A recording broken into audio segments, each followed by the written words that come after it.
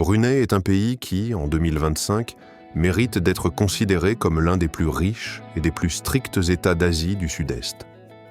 Ce petit royaume, situé sur l'île de Bornéo, d'une superficie de seulement 5700 km², soit environ 60 fois moins que la Malaisie voisine, a réussi à créer un modèle unique de prospérité et de stabilité. Malgré sa taille, ce pays suscite une véritable admiration par ses richesses et son niveau de vie, qui paraissent féeriques pour beaucoup. Situé dans un climat tropical, Brunei a su combiner la richesse de ses ressources naturelles avec une observance rigoureuse de ses traditions. Le produit intérieur brut par habitant en 2024 a atteint la somme de 33 400 $, alors qu'en 2012, il dépassait presque 47 000 $. Dans ce pays, le niveau de revenus par habitant occupe la deuxième place dans la région, après Singapour, surpassant de loin de nombreux grands États d'Asie du Sud-Est. La principale raison de cette prospérité impressionnante est la richesse naturelle, le pétrole. Les réserves de pétrole, estimées à environ 100 millions de barils, ne représentent qu'1% des ressources mondiales, mais cela suffit pour assurer un niveau de vie élevé à une population de moins de 500 000 habitants. Grâce à cette richesse, le luxe règne partout à Brunei, dans les mosquées, les palais, les musées et les hôtels. Parmi les chefs-d'œuvre architecturaux se distingue la mosquée Jamak Asr, Hassanil Bolkiah, dont les dômes et les minarets intègrent 5 tonnes d'or véritable. Le luxe se poursuit également dans les hôtels haut de gamme, comme le complexe Empire Brun à 7 étoiles, où même les colonnes, les rampes et les lustres brillent d'or. Cette richesse influence directement le niveau de vie des citoyens. Ainsi, à Brunei, l'éducation est entièrement gratuite, comprenant l'enseignement, les manuels, la nourriture et l'uniforme. Les étudiants souhaitant étudier à l'étranger peuvent bénéficier de bourses d'État complètes. La médecine est également gratuite pour tous les citoyens. Et si un traitement nécessaire n'est pas disponible dans le pays, l'État finance le traitement à l'étranger. Le logement est une autre privilège. Tout citoyen sans domicile peut faire une demande. Et après quelques années, il recevra un logement pour une somme symbolique d'$1. L'électricité et l'eau sont fournis gratuitement. Les prix du carburant sont si bas qu'ils semblent irréels. 1 litre d'essence coûte seulement 39 cents, moins qu'une bouteille d'eau. Et la chose la plus étonnante, c'est que ce pays n'impose aucun impôt. Aucun impôt, ni sur le revenu, ni sur la vente. Même les touristes peuvent ne faire leur achat sans taxe sur la valeur ajoutée, ce qui fait de Brunei l'un des endroits les plus confortables et prospères de la planète. Ce pays est un royaume d'or, où la richesse, la foi et les privilèges créent un mode de vie unique qui semblerait impossible dans d'autres pays. Un tel niveau de prospérité et de luxe, combiné à un conservatisme strict, rend Brunei exceptionnel et très attrayant pour ceux qui apprécient le confort et la stabilité, fondés sur la richesse des ressources naturelles. Avez-vous déjà entendu parler du Brunei ? Est-il surprenant que ce petit pays soit à la fois si riche et si rigoureux ? Si oui, vous pouvez laisser dans les commentaires le chiffre 1. Et maintenant, voici le numéro 2.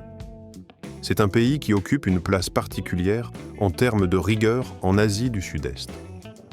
Bien que la richesse de Brunei soit incontestablement honorable, sa réputation est également fortement liée à ses traditions strictes et à ses règles sévères. Dans cette petite monarchie, le comportement est extrêmement important, et violer même les normes sociales les plus simples peut entraîner de graves conséquences. Brunei est traditionnellement considéré comme l'un des pays les plus disciplinés de la région, où le respect des normes religieuses et morales strictes influe profondément sur la vie quotidienne. Ce qui pourrait sembler simple ou acceptable dans d'autres pays est ici perçu comme une violation des règles établies. Par exemple, manquer une prière, regarder longuement ou même accidentellement une femme pendant l'observation des environs, ou consommer de la nourriture à un moment inapproprié, tout cela peut poser problème avec la loi. Ce conservatisme souligne la gravité accordée aux normes religieuses et coutumières, forgeant un mode de vie particulier chez l'ensemble de la population. Environ 80% de la population de Brunei pratique l'islam, et les autorités de ce pays appliquent la charia avec une telle rigueur que cela est rare dans toute la région. Chaque vendredi, le pays célèbre la journée nationale de la prière, et pour les musulmans, y participer est obligatoire, l'absent étant passible d'amende ou même d'emprisonnement. À l'approche de ce jour, les employés des mosquées nettoient minutieusement chaque mur, chaque marche et tout le sol, afin que, à midi le lendemain, des milliers de croyants puissent se rassembler pour prier. Selon la loi islamique, le crime d'adultère est considéré comme l'une des infractions les plus graves et terribles. Il n'est pas seulement interdit, mais aussi puni par une lapidation jusqu'à la mort, ce qui a longtemps provoqué des condamnations et des protestations de la communauté internationale. Une autre règle surprenante pour les étrangers est ce qu'on appelle la règle du séjour conjugal, strictement interdite aux hommes et aux femmes non mariés de rester ensemble dans un espace clos sans preuve officielle de leur relation. Même les couples fiancés ne peuvent pas réserver une chambre d'hôtel sans fournir les documents adéquats ou une preuve de leur union matrimoniale. Bien que certains hôtels fassent preuve d'une certaine indulgence envers les touristes, cette loi s'applique généralement à tous sans exception, aussi bien aux habitants qu'aux visiteurs. Pendant le mois sacré du Ramadan, manger, boire ou fumer dans les lieux publics en pleine journée sont considérés comme des délits, pouvant entraîner une amende allant jusqu'à $30 000 ou une peine de prison maximale d'1 an.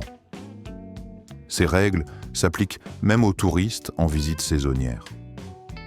En décembre, les habitants du pays célèbrent très discrètement et strictement la fête de Noël. Les décorations publiques et les manifestations liées à cette fête chrétienne sont interdites. Et la célébration n'est autorisée que dans les églises, avec notification préalable aux autorités. Des célébrations bruyantes et éclatantes peuvent conduire à une détention jusqu'à 5 ans ou à une amende pouvant atteindre $30 000. Même les gestes et comportements apparemment inoffensifs peuvent causer des ennuis.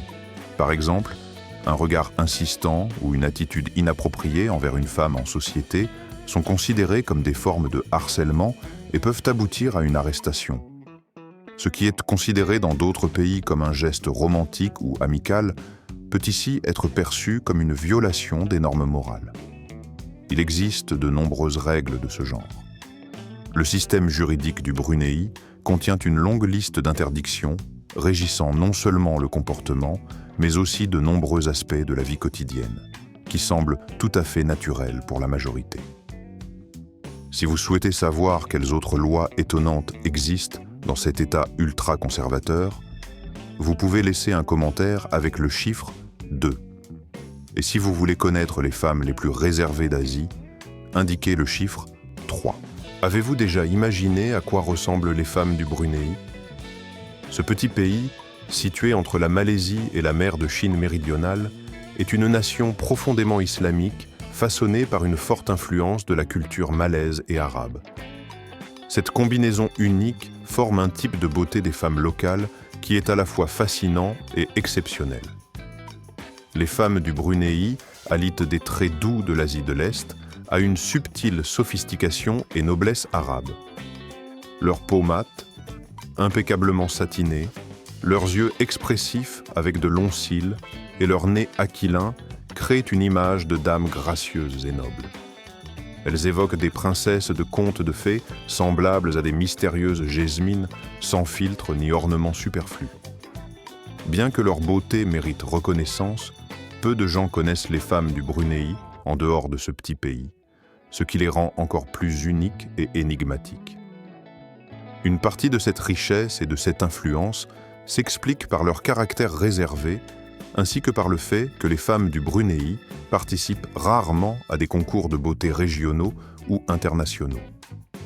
Néanmoins, ceux qui ont eu la chance de connaître ces femmes constatent souvent qu'elles sont parmi les plus élégantes et captivantes d'Asie du Sud-Est.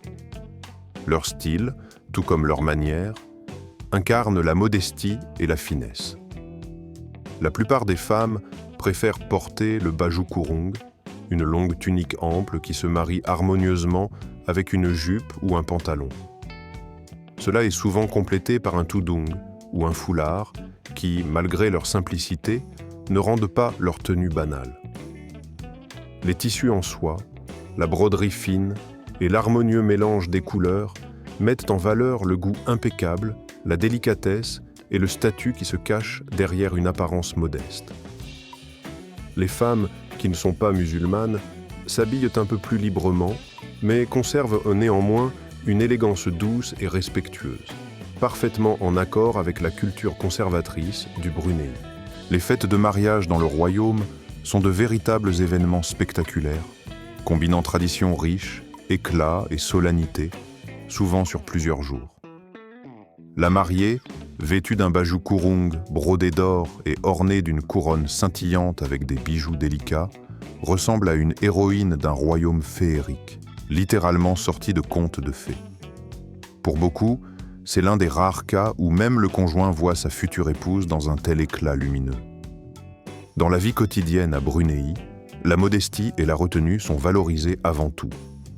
Au sein de la famille, les femmes adoptent des rôles traditionnels de femmes attentionnées et de mères, remplissant leur foyer de calme et de chaleur.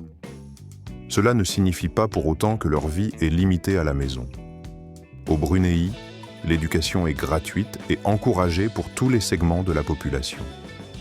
Grâce à cela, beaucoup de femmes obtiennent des diplômes supérieurs, construisent des carrières dans l'éducation, la santé et le commerce, et certaines occupent des postes influents dans l'administration publique et les organisations sociales. Les femmes du Brunei incarnent la grâce, l'éducation et des principes profonds, car elles combinent étonnamment valeurs traditionnelles et visions modernes. Leur mode de vie inspire un respect silencieux mais sincère. Se faire connaître auprès d'elles demande une approche et une délicatesse particulières. Vous voulez savoir pourquoi et comment attirer leur attention? Dans ce cas, laissez un commentaire avec le chiffre 3 et nous en parlerons dans la partie suivante. Mais pour l'instant, parlons d'autre chose. Du monarque le plus puissant et le plus riche du Brunei. C'est un pays où l'on conserve une monarchie absolue, ce qui est unique au monde. Le pouvoir du sultan s'étend à tous les aspects de la vie de l'État. Gestion du pays, armée, finances et économie, tout est entre ses mains. Depuis son accession au trône en 1967, le pays est gouverné par le sultan Haji Hassan al-Bolkiah, un homme dont le statut et la richesse font de lui l'un des dirigeants les plus influents et riches au monde. Ce sultan n'est pas seulement le chef de l'État.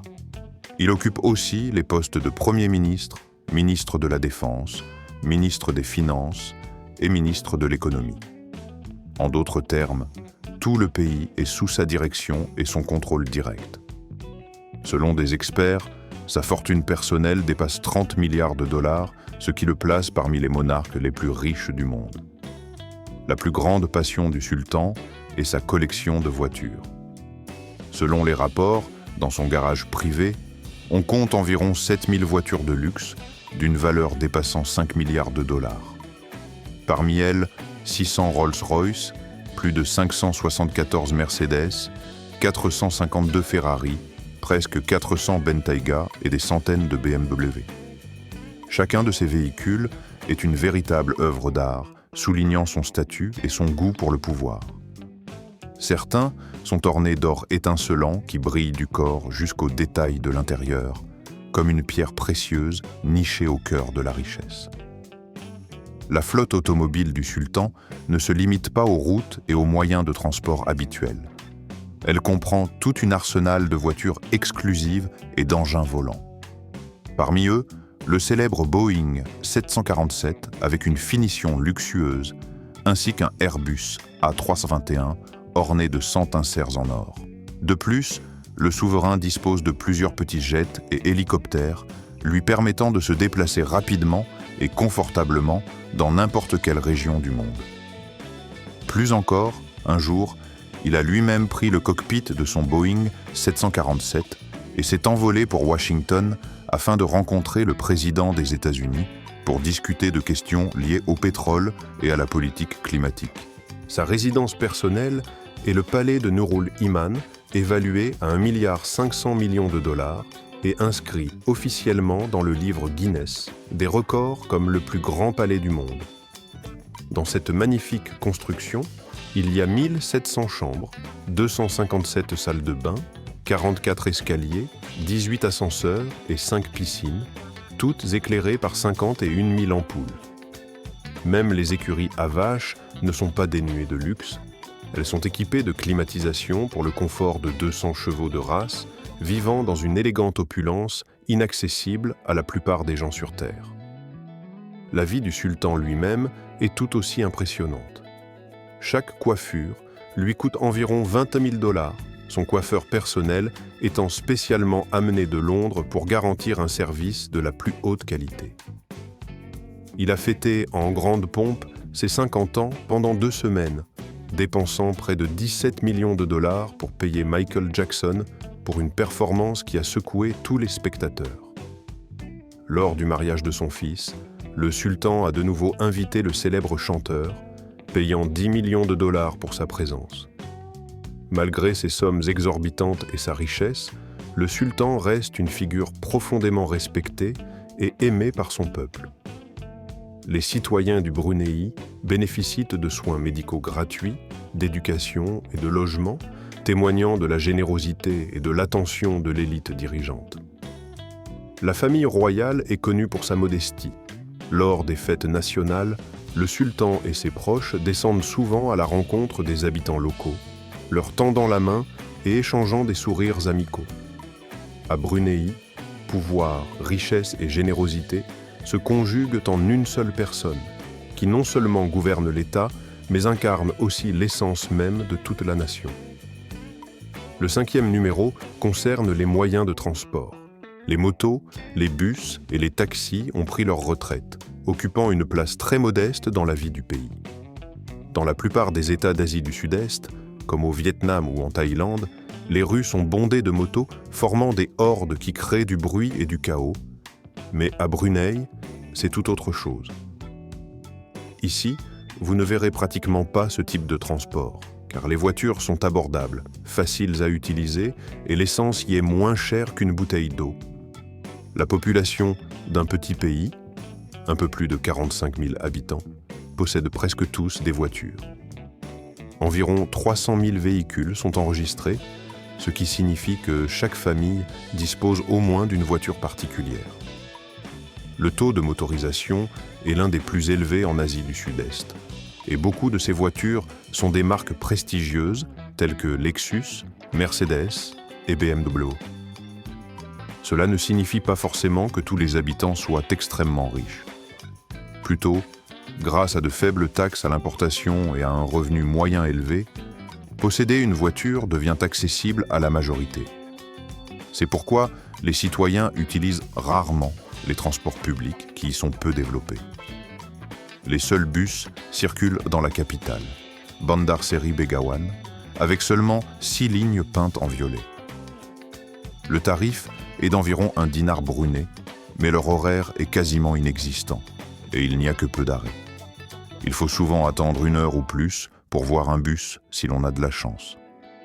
La majorité des passagers sont des travailleurs étrangers venus d'Indonésie, des Philippines et du Bangladesh, tandis que la population locale utilise très rarement les transports publics. En ce qui concerne les taxis, ils sont pratiquement inexistants à Brunei et il est extrêmement difficile d'en attraper un dans la rue, car ces services sont peu développés et il n'y a presque pas de service de réservation ou de taxi gratuit. Pour commander un taxi à Brunei, il faut téléphoner au moins 1 heure à l'avance. La raison en est la rareté de l'utilisation de véhicules personnels, ce qui maintient les prix des taxis relativement élevés. Par exemple, un court trajet d'environ 4,5 km coûte généralement environ 5 $ américains. Le pays utilise également l'application DART analogue Uber, mais sa disponibilité est limitée, surtout en dehors des principaux quartiers de la capitale. En résumé, à Brunei, la voiture est plus un mode de vie qu'un symbole de luxe. Les motos sont rares, les bus circulent de façon irrégulière et il n'est pas toujours facile de trouver un taxi. Pour les habitants, la possession d'une voiture est une nécessité et une habitude quotidienne, plutôt qu'un signe de statut particulier. En ce qui concerne les particularités culturelles des Bruniens, leurs salutations diffèrent souvent des gestes courants dans les pays occidentaux. Si, en étant à Brunei, vous tendiez la main pour une poignée de main, ne soyez pas surpris si votre interlocuteur ne touche que légèrement vos doigts avant de placer la main sur sa poitrine. Ce n'est pas du tout une manifestation de timidité ou d'hostilité, mais une tradition et une expression sincère de respect et de bienveillance qui viennent du cœur. Parmi les musulmans, en particulier les femmes, ces salutations sont souvent plus discrètes. En général, les hommes n'initient pas les poignées de main, et si une femme tend la main, il ne faut la toucher que légèrement du bout des doigts. Dans le cas contraire, il suffit de sourire poliment et de hocher légèrement la tête, ce qui est considéré comme un geste approprié et respectueux. Aux yeux des étrangers, les Brunéiens peuvent paraître réservés ou même froids. Mais en réalité, leurs manières sont une manifestation de tact, de respect et de retenue intérieure, toujours accompagnées de douceur et de calme. Un autre point intéressant concerne les gestes et les indications. À Brunei, désigner une personne ou un objet du doigt est considéré comme grossier, voire hautain. À la place, on utilise le mouvement du pouce tendu, appuyé contre la paume, pour indiquer le chemin ou l'objet. Bien que cela puisse paraître étrange de l'extérieur, parfois comme un poing fermé, car cela donne l'impression de pointer quelque chose du doigt, il s'agit en réalité d'une vieille tradition polie. Si l'on vous invite chez une famille brunienne, il est important de se rappeler qu'il ne faut pas arriver les mains vides. Il vaut mieux apporter un petit cadeau pour montrer son respect et sa reconnaissance. De plus, il faut toujours le présenter avec la main droite, car la main gauche est considérée comme impure et n'est utilisée dans la culture islamique que pour l'hygiène personnelle. Un autre point important, évitez d'emballer les cadeaux en blanc, car cette couleur est associée aux funérailles et au deuil, ce qui pourrait offenser les hôtes. Le mieux est de choisir des couleurs neutres ou chaudes pour ne pas provoquer de malentendus. Pendant le mois sacré du Ramadan, notamment au coucher du soleil, il se peut qu'on vous invite à participer au Buka Puasa, un dîner traditionnel très important qui marque la rupture du jeûne chez les musulmans. Ces soirs-là, de nombreuses familles et mosquées locales ouvrent leurs portes aux invités, y compris les touristes, et partagent généreusement nourriture et friandises. Cela ne constitue pas seulement une marque d'hospitalité, mais aussi une expression de l'esprit communautaire et de sincères soucis les uns des autres.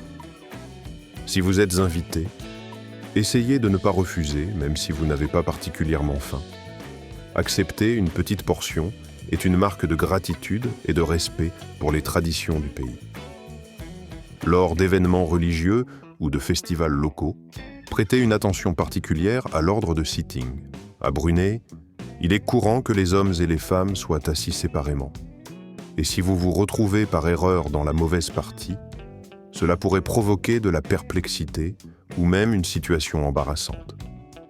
Donc, si vous avez un doute, il vaut mieux observer le comportement des locaux ou demander tranquillement à votre accompagnant.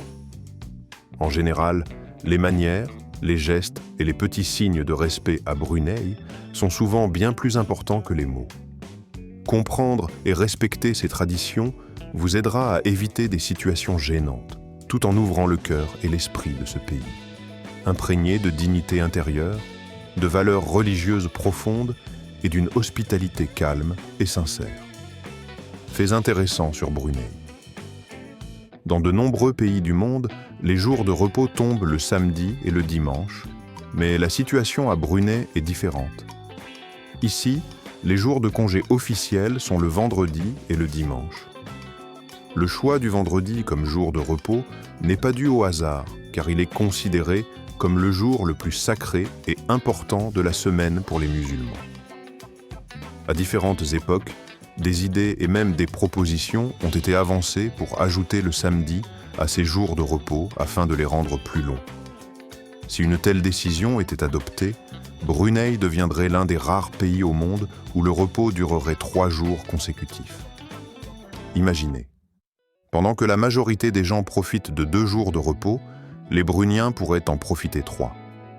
Cependant, un tel rythme de vie présente aussi des inconvénients. Par exemple, le taux d'obésité chez les écoliers à Brunei est l'un des plus élevés de la région de l'Asie du Sud-Est. Les études montrent que plus de la moitié des élèves souffrent de surpoids ou d'obésité. Une partie de cette situation est due à la richesse du pays et à la disponibilité d'une nourriture délicieuse et calorique. Cependant, un rôle important est également joué par le manque d'activité physique. La pratique sportive occupe une place importante dans ce pays, mais souvent, le financement alloué au sport est insuffisant.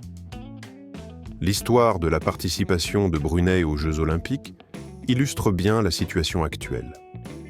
La première fois que le pays a participé aux Jeux Olympiques, c'était en 1998, mais il n'a envoyé qu'un représentant officiel, sans athlète. Il n'y avait ni délégation officielle, ni compétition, la visite étant symbolique. Ce n'est qu'en 1998 que Brunei a pour la première fois présenté ses athlètes en compétition.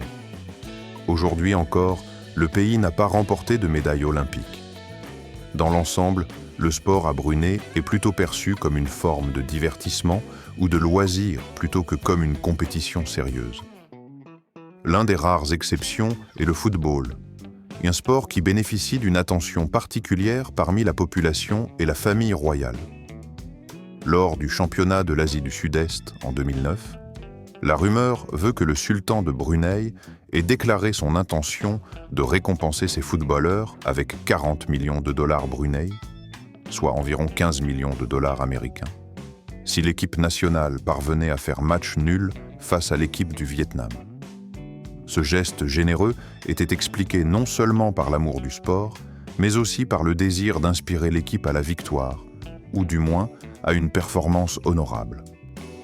Le joueur de l'équipe nationale incluait son neveu Faek Balkia, fréquemment considéré comme le footballeur le plus riche du monde. Né dans la famille royale, il a eu l'opportunité de s'entraîner dans les principaux centres de football en Angleterre, Arsenal, Chelsea, Southampton et Leicester City. Bien que sa carrière sportive ne soit pas marquée par des réalisations exceptionnelles, l'histoire de ce joueur suscite beaucoup d'intérêt. Sa fortune familiale est si considérable qu'il pourrait s'offrir l'achat d'un club de football entier et il est devenu l'une des figures les plus discutées dans le monde du sport. Depuis des week-ends inhabituels et une attitude particulière envers le sport jusqu'à la richesse de la famille royale, Brunei demeure l'un des pays les plus étonnants et mystérieux de l'Asie du Sud-Est. Quel était la fait qui vous a le plus marqué ? Partagez votre avis dans les commentaires ci-dessous. Numéro 8. Autrefois, Brunei était un empire vaste. Il y a plusieurs siècles, cet État comptait parmi les puissances les plus influentes d'Asie du Sud-Est. Entre le Xe et le XVe siècle, il connaissait son âge d'or, contrôlant presque toute la côte nord de Bornéo, y compris les régions modernes de Sabah, Sarawak, ainsi qu'une partie du territoire de l'actuelle Indonésie. L'influence de cet empire s'étendait bien au-delà des frontières de Bornéo.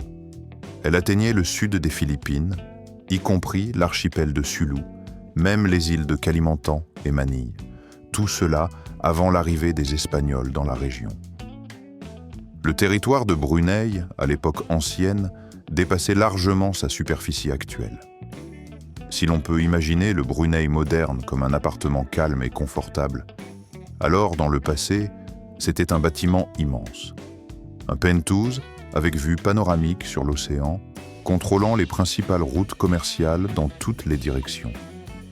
Durant son apogée, Brunei était un centre essentiel du commerce et de la religion, attirant des marchands du monde entier. Ses ports échangèrent des épices, du bois précieux, de l'or et de l'argent.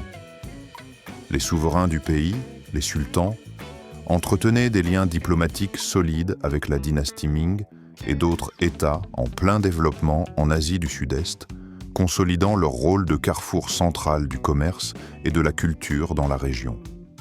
À cette époque, Brunei jouait également un rôle crucial dans la diffusion de l'islam dans le sud des Philippines et les territoires voisins, une influence encore perceptible aujourd'hui. Cependant, comme c'est le cas pour toutes les grands empires, sa puissance a fini par décliner avec le temps. Au Xe siècle, des querelles internes, la montée en puissance des voisins et l'ingérence des puissances européennes ont progressivement brisé son intégrité territoriale. Les terres furent bientôt occupées par les sultans de Sulu, puis par l'administration coloniale britannique. En conséquence, ce qui fut un empire maritime immense devint une région côtière minuscule, ayant perdu sa puissance d'antan. Au XIXe siècle, en 1888, Brunei devint un protectorat britannique, puis elle obtint son indépendance totale en 1984. De cet empire maritime autrefois puissant, il est devenu l'un des plus petits mais aussi des plus riches et avancés du monde. L'histoire de Brunei est un rappel vif que le destin des nations peut être très changeant et que l'histoire peut complètement modifier leur sort. En ce qui concerne la vie nocturne à Brunei, elle se distingue par une ambiance calme et réservée. Si vous aimez faire la fête, sortir en groupe bruyant, écouter de la musique forte et vivre des aventures nocturnes, il est probable que cet état ne vous apportera pas beaucoup de plaisir.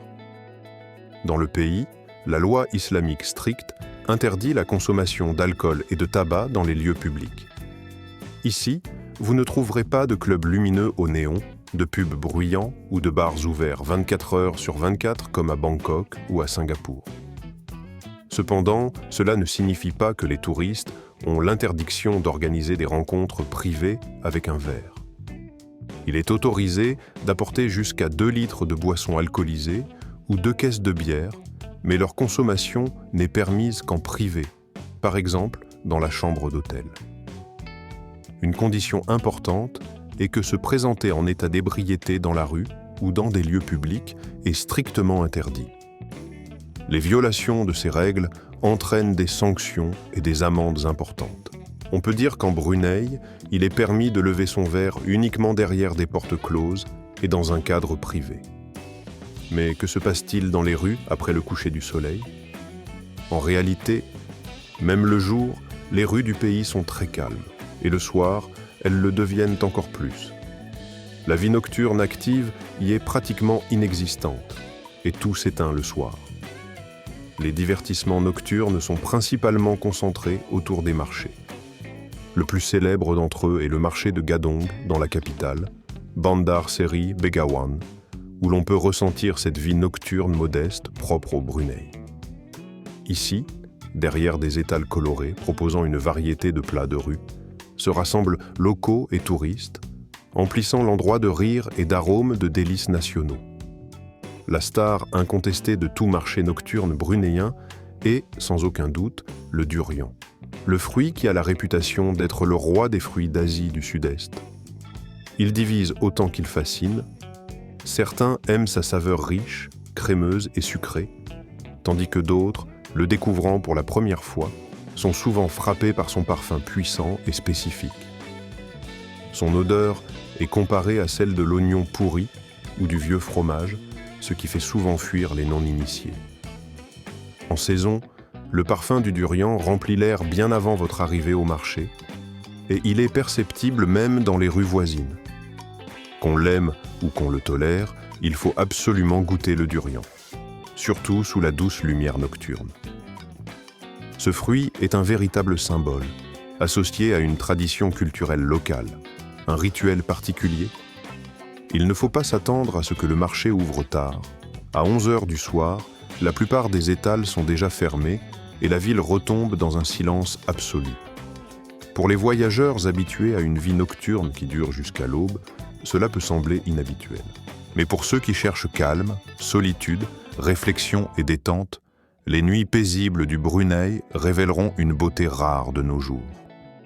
Et vous, ressentiriez-vous le charme d'un soir brunéen paisible ou, au contraire, vous languiriez du bruit, des lumières et de la vie animée d'une grande ville ? À la 10e place parmi les plats incontournables, l'une des saveurs les plus reconnaissables et délicieuses du Brunei. Sa cuisine est une étonnante harmonie de traditions gastronomiques malaises, chinoises et indonésiennes, relevées par une couleur locale inimitable. L'un des plats nationaux préférés ici est le nasi lemak. Il sert non seulement de petit déjeuner traditionnel, mais reflète également la convivialité et la chaleur domestique qui imprègnent chaque portion. Les principaux ingrédients sont du riz cuit dans du lait de coco épais, servi avec des œufs durs, des anchois croustillants, des arachides torréfiés, des tranches de concombre frais et une généreuse portion de sambal épicé. Tout cela est délicatement enveloppé dans des feuilles de bananier, et en ouvrant ce paquet, vous êtes entouré d'un arôme riche de noix de coco et d'épices poivrées qui évoque la chaleur et le confort de la cuisine locale. Pour de nombreux Brunéiens vivant à l'étranger, le nasi lemak n'est pas simplement un plat, mais une véritable incarnation des souvenirs d'enfance et du goût familier du chez-soi. Si vous souhaitez goûter quelque chose de vraiment unique et digne d'attention, ne manquez pas l'ambuyate. Un plat que l'on peut qualifier de carte de visite culinaire du pays tout entier. Il est préparé à partir de farine de sagou mélangée à de l'eau bouillante, ce qui lui donne une consistance translucide et légèrement élastique, sans saveur prononcée. La véritable surprise réside dans la façon de le consommer. L'ambuyate est enroulée autour d'une baguette de bambou, appelée aussi chdas, puis trempée dans une sauce riche à base de tamarin, de citron vert ou d'ananas. Généralement, ce plat est partagé par tout le groupe, transformant le déjeuner ou le dîner en une chaleureuse occasion de convivialité autour d'une table commune, rassemblant amis et proches. Un autre incontournable à déguster est le sat, des brochettes parfumées de viande dont la réputation dépasse tout le sud-est d'asiatique, surtout au Brunei.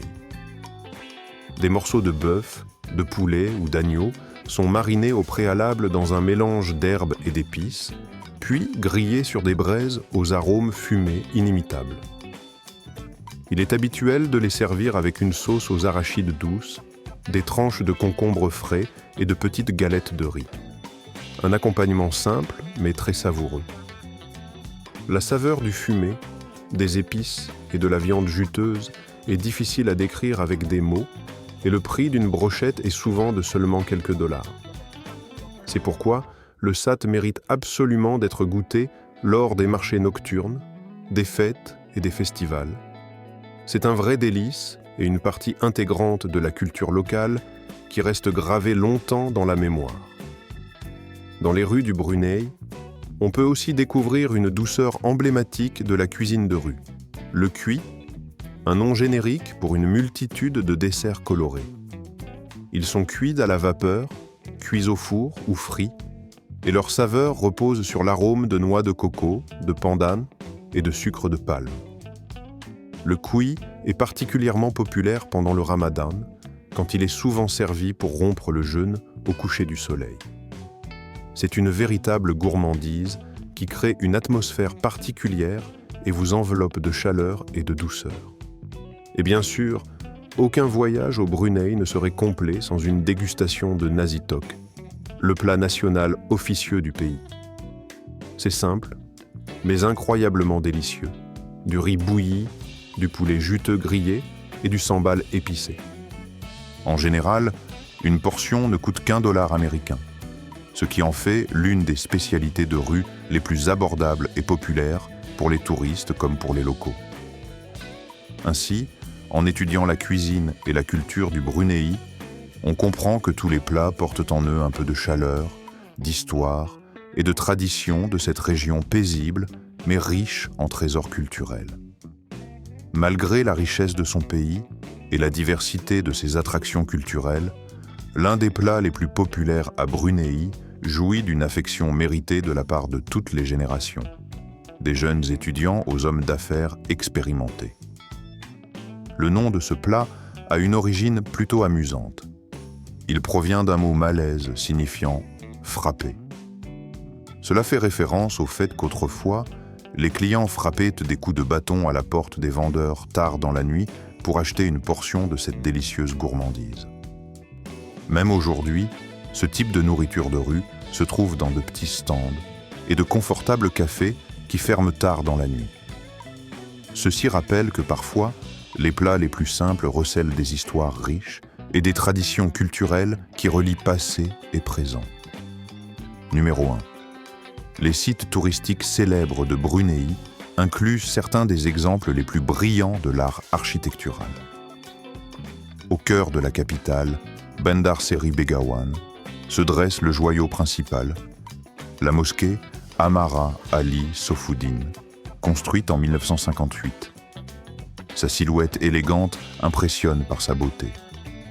Son dôme doré s'élève majestueusement au-dessus des murs en marbre blanc, tandis que la lagune calme qui entoure le bâtiment, comme un miroir, reflète sa splendeur. Le soir, cette réflexion transforme la mosquée en une œuvre magique de lumière et de symétrie, créant un tableau véritablement captivant. À proximité de la mosquée se trouve une copie en pierre de la barge royale, un souvenir des bateaux cérémoniels autrefois utilisés lors des festivités royales et des événements officiels. Les touristes peuvent se promener autour, prendre des clichés de différents angles de cette splendeur, et aussi entrer à l'intérieur pour ressentir la majestueuse atmosphère paisible qui fait de cette mosquée l'une des plus impressionnantes de la région de l'Asie du Sud-Est. Non loin de la capitale s'étend un quartier unique, Kampung Ayer, connu comme la Venise de l'Est. Cette étonnante communauté flottante a plus de 1300 ans d'histoire et est considérée comme la plus grande village sur l'eau du monde. Elle compte plus de 4200 structures, maisons, mosquées, écoles, commerces et même hôpitaux, toutes construites sur des piliers au-dessus de la rivière Brunei. Ces îlots sont reliés par des ponts qui s'étendent sur plus de 36 km. Malgré leur apparence traditionnelle, chaque bâtiment est équipé d'installations modernes, telles que la climatisation, la télévision par satellite et Internet. Les habitants se déplacent en taxi d'eau, de petites embarcations rapides naviguant entre les maisons semblables à des taxis de rue mais sur l'eau. Les touristes peuvent faire une promenade en bateau sur les canaux, admirer les écoles flottantes, ainsi que visiter le musée Kampung Ayer, où l'on raconte le mode de vie ancien de ses habitants aquatiques et leurs traditions. Pour ceux qui cherchent la nature et l'aventure, la destination idéale est le parc national d'Ulumat Burung, situé dans le district de Temburong. Cette forêt tropicale préservée, qui couvre plus de 50 000 hectares d'espace vert, est souvent appelée le poumon vert du Brunei. On peut y accéder par une excursion en bateau pittoresque, puis suivre des sentiers à travers la jungle dense jusqu'au pont suspendu situé à la cime des arbres. De ces points de vue s'offrent des vues impressionnantes sur la verdure infinie, le chant des oiseaux se fait entendre et l'air pur emplit le cœur d'un sentiment d'harmonie et de sérénité. Les programmes d'excursion incluent généralement des randonnées dans la jungle, du kayak dans les ruisseaux forestiers, des baignades dans les sources fraîches et des visites dans des villages reculés où la vie traditionnelle, en harmonie avec la nature, subsiste loin de la civilisation. De retour dans la capitale, il est recommandé de visiter le musée des régalias royales, où l'on peut toucher à la splendeur de la monarchie brunéienne. À l'intérieur sont exposés des trônes en or, des vêtements de parade des rois, des couronnes, ainsi que des cadeaux uniques reçus au fil des années de la part des leaders du monde entier. Ce musée permet non seulement d'admirer la richesse et le luxe des valeurs culturelles, mais aussi de comprendre l'importance des traditions historiques qui guident la maison royale. L'exposition centrale est la carrosse royale, utilisée lors de la cérémonie de couronnement du sultan Hassan al-Bolkiah, construite à l'échelle réelle. Ce magnifique exemple d'art ancien représente l'un des artefacts les plus précieux encore conservés de nos jours. Dans chaque galerie se dévoile l'histoire de la dynastie royale de Brunei, un pays où l'unité des traditions, des croyances et de la richesse crée une harmonie unique. Chaque exposition raconte peu à peu le passé, plongeant le visiteur dans la richesse de l'histoire de cet État exceptionnel. En 12e position dans cette visite, se trouvent les mystérieux monuments antiques du Brunei. Parmi les paysages urbains modernes de Bandar Seri Begawan, se cache une légende qui continue d'émerveiller les chercheurs et les habitants du pays. Il s'agit du récit du Raja Ayang Ashakam sur une tombe enveloppée de mystères, un récit historique rempli de drames et de légendes. Selon les traditions du XVe siècle, une femme de la cour royale aurait commis un crime atroce, un inceste avec son frère. Selon les lois de l'époque, cette faute aurait dû lui valoir une mort par lapidation. Mais le gouverneur, partagé entre justice et compassion, décida de faire autrement. Il ordonna la construction à l'intérieur de la colline d'un espace cylindrique, appelé Homme, qui devint sa cellule provisoire. On a enfermé une femme avec ses complices, en laissant au-dessus une petite cheminée de fumée à travers laquelle on surveillait si la fumée montait. Un signe que son destin pouvait être la mort ou un destin hors des lois du monde. Un jour, la fumée cessa brusquement de s'élever, témoignant silencieusement de sa mort. Les siècles ont passé, et la colline elle-même a disparu, tout comme ses secrets. Certains pensent qu'elle a été détruite lors des constructions urbaines, d'autres qu'elle n'a jamais existé en réalité. Toute l'histoire de cette colline est un symbole de honte, un rappel visuel des lois cruelles d'autrefois et des rituels secrets liés au destin des souverains. Aujourd'hui, il ne reste de ce lieu mythique qu'une pierre tombale en calcaire usé. Les inscriptions, autrefois nettes, ont été effacées avec le temps par la suie des bougies et la cire laissée par les visiteurs en signe de respect et de mémoire. La communauté scientifique continue de débattre de sa véritable nature. Certains pensent bien que c'est le sang de son héroïne qui y repose, d'autres que c'est un monument symbolique créé pour rappeler aux générations futures les événements tragiques. Pourtant, même après tant d'années, la majorité des musulmans et des non-musulmans continuent de venir ici, déposent des offrandes et prononcent des prières, maintenant en vie cette légende qui constitue depuis plus de 4 siècles une tradition nationale. À seulement 5 kilomètres à l'est de la capitale se trouve une autre valeur oubliée, un complexe archéologique connu sous le nom de Katabatu. Autrefois, c'était le cœur de l'empire prospère du Brunei au XIVe et XVe siècle. À cette époque, la vie était intense en ce lieu. On y construisait des palais, on y commerçait dans des marchés animés, les ateliers monétaires et les bâtiments administratifs y fonctionnaient. Katabatu devint un centre de pouvoir relié à l'île de Pala ou au Teringdamba, ce qui permettait de contrôler activement les navires entrant dans la baie et de renforcer la sécurité de la région. Les archéologues ont commencé des fouilles systématiques au XXe siècle, découvrant sans cesse des milliers d'artefacts témoignant de la richesse passée et de l'influence de cette cité majestueuse. On a retrouvé des pièces de monnaie avec des hiéroglyphes provenant de Chine et du monde islamique, des fragments de céramique de Thaïlande et du Vietnam, des morceaux de verre, des outils en bronze et des vestiges de construction en pierre, témoignant d'une culture et d'un artisanat développés à cette époque. Parmi toutes ces découvertes, une figure énigmatique se démarque. Une base carrée de 25 mètres de côté, soutenue par 13 colonnes réparties de manière régulière. Cet artefact archéologique soulève de nombreuses questions.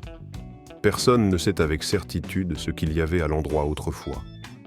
Certains pensent qu'il s'agissait d'une salle royale ou d'un palais, d'autres d'un ancien temple ou peut-être d'un mausolée pour un souverain.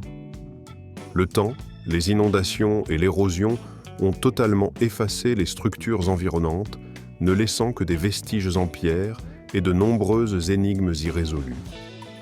Selon les anciens textes, cet endroit abritait de gigantesques palais, symboles de la puissance et de la grandeur de la dynastie régnante. Mais aujourd'hui, les ruines ne murmurent que des fragments de l'ancien prestige, laissant uniquement des mystères non dévoilés du passé lointain et rappelant d'anciennes civilisations. C'est précisément cette opposition entre légende et preuves concrètes, entre ce qui a été autrefois et ce qui est conservé jusqu'à nos jours, qui confère à Katabat un charme mystérieux. l'un des endroits les plus énigmatiques et inoubliables du Brunei. Ce vestige antique demeure un témoignage intact d'une époque dont la splendeur actuelle ne semble plus qu'un écho du passé, vivante dans le silence silencieux. Numéro 13. Ces chiffres évoquent comme une curiosité particulière et des associations. Dans un pays riche en culture et en tradition, il existe des festivals uniques qui étonnent autant les touristes que les habitants locaux.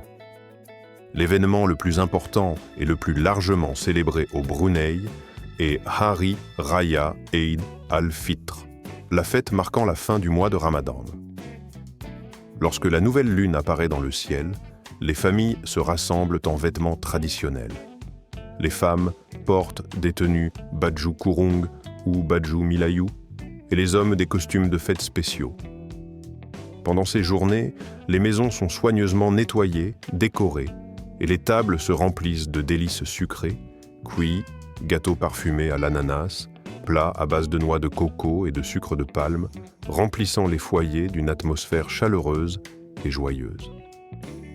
De nombreux voyageurs sont étonnés d'apprendre que, durant ces fêtes, le palais du sultan et les allées de Nurul Iman sont ouverts au public. Pendant 3 jours, un afflux massif de personnes, des dizaines de milliers, se pressent pour voir leur souverain, lui serrant la main, recevant un petit cadeau ou une friandise. Certainement, dans certaines années, le nombre de visiteurs dépassait 100 000, ce qui faisait de cette tradition l'une des plus impressionnantes et originales dans le monde. Pour beaucoup de visiteurs, la chance de voir le palais et d'échanger avec le monarque est une occasion rare, unique, qui ne se présente qu'une seule fois dans une vie, créant une atmosphère de solennité et d'unité. Une autre grande fête religieuse est Maoulid al-Rasoul, la célébration de la naissance du prophète Mahomet. Elle a lieu au mois islamique de Rabi al-Awwal et transforme la capitale Bandar Seri Begawan en une manifestation éclatante de foi et de dévotion spirituelle. Ce jour-là, des dizaines de milliers de personnes, allant des fonctionnaires et étudiants aux représentants de diverses communautés, défilent dans des cortèges de plusieurs kilomètres vêtus en costumes traditionnels, participant aux prières, chants religieux et hymnes. Un aspect important de cette célébration est la participation du sultan lui-même et des membres de la famille royale qui progressent en rang avec le peuple, illustrant l'unité, l'humilité et la profonde connexion entre le pouvoir et la société. Toute cette fête monumentale est retransmise en direct dans tout le pays et est considérée comme l'un des défilés religieux les plus importants d'Asie du Sud-Est. Dans tout le pays, des prières, des sermons, des actions caritatives et des événements sociaux ont lieu dans les mosquées, transformant cette journée en un important événement religieux et communautaire. Pour varier les sensations nationales, Brunei organise également une régate qui fait partie des riches traditions maritimes du pays et reflète la connexion profonde du peuple avec ses rivières et ses étendues d'eau. Chaque année, des courses de longs bateaux ont lieu au bord de la rivière Brunei, près de la capitale. Des équipes du pays entier, ainsi que de Malaisie et d'Indonésie, y participent. Accompagnés du bruit des tambours et des cris enthousiastes des supporters, ils s'affrontent sur l'eau, créant un spectacle captivant et énergique. En plus des courses, des défilés de bateaux décorés ont lieu. Certains ressemblent à des palais, d'autres sont ornés de motifs dorés et de pierres précieuses, glissant sur l'eau tels des bijoux lumineux. Le long des rives, des stands de nourriture de rue proposent de diverses spécialités. On peut y déguster un saté savoureux, du lait de coco frais et une multitude de douceurs locales.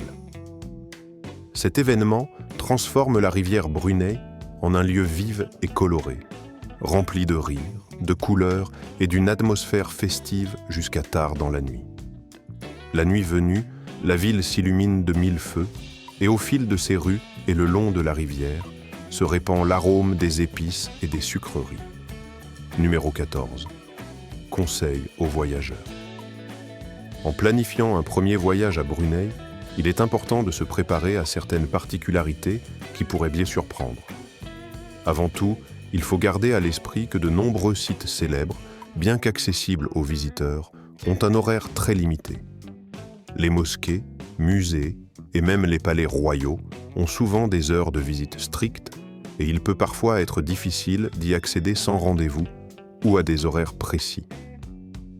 Il est donc conseillé de vérifier à l'avance leurs horaires d'ouverture et les conditions d'entrée pour ne pas manquer une partie essentielle du patrimoine culturel et historique de ce pays étonnant.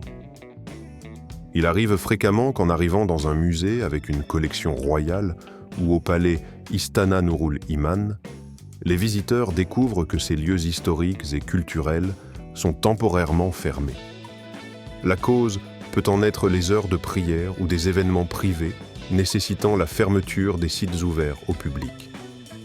Il est donc crucial de planifier soigneusement sa visite en se renseignant à l'avance sur leurs horaires d'ouverture. Sans cela, il existe un risque de ne voir que l'extérieur. Bâtiments attrayants, façades de palais et paysages pittoresques vus de loin. Une autre surprise pour les voyageurs pourrait être le nombre modeste d'établissements publics. Malgré la richesse du pays, il y a étonnamment peu de cafés, de boutiques et de restaurants, en particulier en dehors du centre-ville de la capitale. Les habitants locaux préfèrent passer la majeure partie de leur temps à la maison. Leur routine quotidienne est étroitement liée aux prières, aux affaires familiales et aux moments de détente. C'est pourquoi de nombreux établissements ferment assez tôt. En conséquence, les touristes racontent souvent leurs longues promenades dans les rues de la capitale à la recherche d'un café ouvert qui pourrait leur offrir une boisson après une longue journée. À cet égard, il est préférable de planifier à l'avance où vous envisagez de déjeuner ou de dîner et d'emporter avec vous quelques encas légers afin de ne pas vous retrouver sans nourriture si vous ne pouvez pas trouver d'endroit convenable à proximité. La question de la monnaie joue également un rôle important dans le voyage, ce qui peut entraîner quelques difficultés. Au Brunei, on utilise le dollar Brunei, officiellement appelé BND, dont le taux est rigidement fixé et totalement interchangeable avec le dollar de Singapour. Théoriquement, ces deux devises sont acceptées partout, dans les magasins, les sites touristiques, sur les marchés. Cependant, en pratique, certains petits commerces préfèrent une devise ou rendent la monnaie en billets mêlant différentes coupures et types. La quantité de dollars brunais restant chez les touristes, après le voyage, pose souvent problème. Il est impossible de les échanger hors du pays, ce qui peut parfois conduire à leur perte. La meilleure façon d'éviter la confusion est donc de toujours utiliser une seule monnaie et de garder sur soi une petite somme d'argent liquide pour les achats simples et rapides. L'atmosphère et le mode de vie au Brunei reflètent un rythme paisible et mesuré. Les habitants apprécient la patience, la modération et la tranquillité, des qualités qui se manifestent concrètement dans leur quotidien. Si vous vous précipitez ou faites vite lors du service dans un café ou un restaurant, cela se remarque immédiatement et est perçu comme une déviation de cette tranquillité habituelle. Dans la plupart des établissements, le service peut prendre un peu plus de temps que, par exemple, dans des pays voisins comme Singapour ou la Malaisie.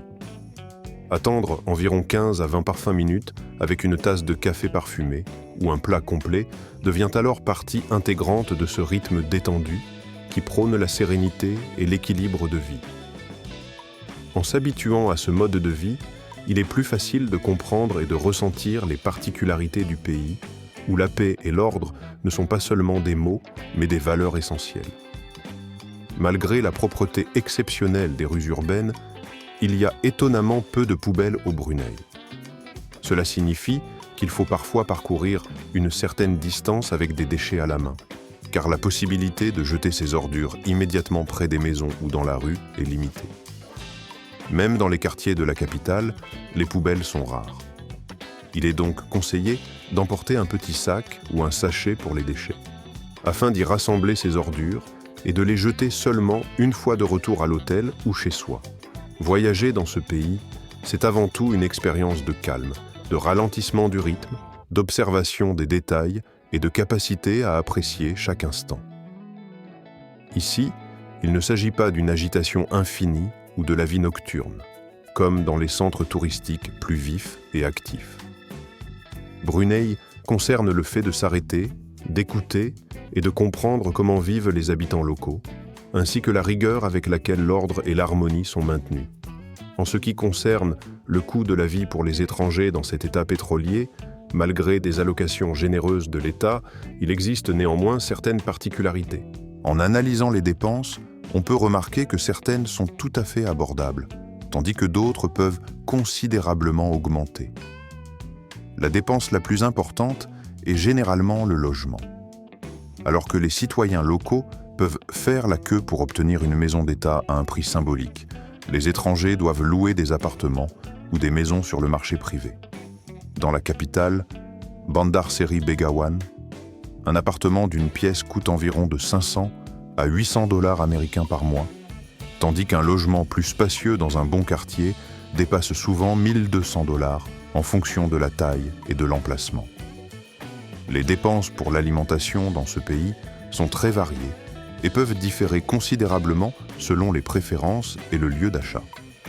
Par exemple, une simple snack de rue ou un plat local vendu sur les marchés peut coûter environ 1 $, ce qui les rend très abordables et populaires auprès des locaux et des touristes. Cependant, un dîner dans un grand restaurant international ou un buffet dans un hôtel haut de gamme peut coûter 10 fois plus cher, dépassant souvent le prix de 10 de ces plats types de rue.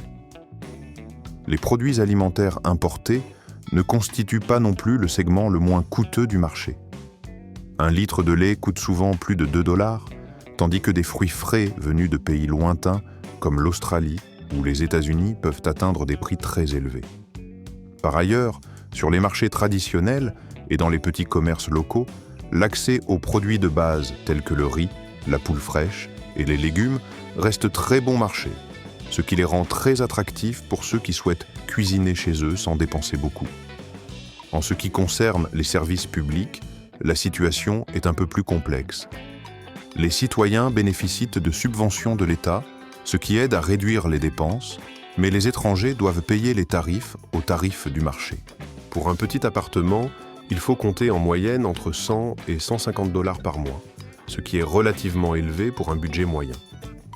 Internet, avec une vitesse de connexion moyenne, ajoutera environ 60 $ par mois, ce qui doit également être pris en compte lors de la planification du budget. En matière de transport, la situation devient plus compliquée. En raison d'un système de transport en commun très limité, la possession d'un véhicule personnel est quasiment indispensable pour ceux qui envisagent de vivre ici à long terme. Une voiture d'occasion en bon état coûte entre 5 000 et 10 000 $ selon le modèle et l'année. Grâce au fait que le carburant y est incroyablement bon marché, les dépenses pour l'essence et l'entretien de la voiture ne dépassent généralement pas une centaine de $ par mois, ce qui reste assez abordable pour beaucoup. En général, un étranger menant une vie modeste peut prévoir un budget d'environ 1 200 à 1 700 $ par mois, sans compter les dépenses supplémentaires pour les achats, les loisirs et les divertissements. Avez-vous déjà pensé à vivre à Brunei, un endroit où règne le silence, la sécurité et un coût de la vie étonnamment bas, tout en ressentant une certaine éloignement de l'agitation des grandes villes? Si oui, vous pouvez laisser dans les commentaires le mot « oui » et sinon, expliquez pourquoi. Ceci conclut une série de 15 faits étonnants sur Brunei, un pays de calme, de traditions strictes et de contrastes frappants qui le rendent unique. J'espère que cette présentation vous a intéressé. Si c'est le cas, n'oubliez pas de laisser votre avis, ainsi que de discuter dans les commentaires des pays ou régions que vous aimeriez que nous abordions dans nos prochains contenus. Je vous remercie pour votre attention et votre soutien. Votre activité nous aide à continuer de produire des vidéos de plus en plus attractives. Ne manquez pas la prochaine vidéo qui apparaîtra bientôt à l'écran. Je vous assure qu'elle vous plaira absolument. Je serai également heureux de lire dans les commentaires dans quel pays ou quelle ville vous aimeriez nous voir dans nos prochaines éditions. Un grand merci pour votre visionnage, à très bientôt dans la prochaine vidéo.